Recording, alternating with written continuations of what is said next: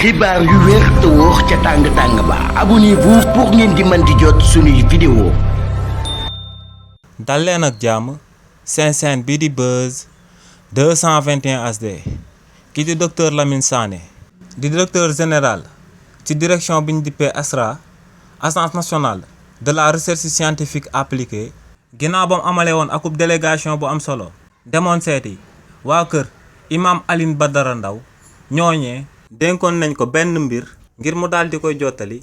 son excellence président Bassirou Diomaye Diakhar Faye ak premier ministre am bii di Ousmane Sonko si li ni mel waa kër imam Badara Ndao luñ daal di dénk kii di docteur Lamine Sané moom mooy mu daal di xamal son excellence président Bassirou Diomaye Diakhar Faye ak premier ministre am bii di Ousmane Sonko que ne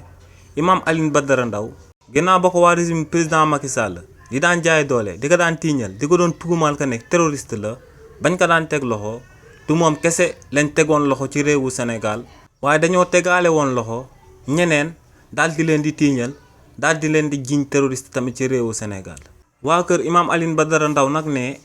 kii di imam Alioune Badara Ndao donte moom avant muy génn àdduna waa régime président Macky Sall bàyyi woon nañ ko mu daal di génn ci kaso bi waaye ñeneen ñi nga xam ne dañ leen a tiiñaloon terroriste te ñu jàppandoo leen woon moom ak imam Alioune Badara Ndao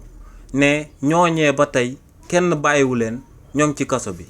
nee nag si ñooñee am na ñoo xam ne nee nag si ñooñee yoonu réewu Sénégal am na ñum ci daan di daan ngir ñu daal di tëdd ci kaso bi lu tolloog 25 ans am ñoo xam ne tamit ñoo ngi leen daal di tëj ngir ñu tëdd ci kaso bi lu tolloog 15 ans te ne actuellement ñooñee def nañ lu tolloog 10 ans ci kaso bi te ne leer na kullu sénégalais que ne ñi nga xam ne ñoom lañ tëjandoo woon ak imam Alioune Badara Ndao defuñ lenn lu war a sabab ñu téye leen daal di leen di tëj ci kaso bi donc ñoom ne lu leer ba am moom mooy que ne ñooñee ay détenus politique lañ woon waa régime président Macky Sall dañ leen a jaayoon doole daal di leen di tëj ci kaso bi te ne lu war régime bu bees bi nga xam ne son excellence président Bassirou Diomaye Diakhar Faye ak premier ministre bii di Ousmane Sonko ñoom ñoo koy daal di jiitee moom mooy ñu daal di jël ñooñee tamit daal di leen di bàyyi ñu dem daal di ñibbi ndax ne en réalité ay prisonniers politiques lañ comme niñ kidnappé woon président Ousmane Sonko ak président Bassirou Diomaye Diakhar Faye ginnaaw bañ daan nekk ci opposition bi noonu lañ leen kidnappé woon daal di leen di tiiñal terrorisme ba noppi daal di leen di tëj ci kaso bi. donc ñoom ne ñoo ngi sàkku ci régime bu bees bi au même titre nuñ bàyyee ex détenu politique yi ñu dem daal di ñibbi ñu daal di koy bàyyee ñooñee nga xam ne waa régime président Macky Sall dañ leen a tooñoon tiiñal leen jiñoon leen terrorisme tëjoon leen ñoom ak imam Alioune Badara Ndao ñoom ne sàkkuteef boobee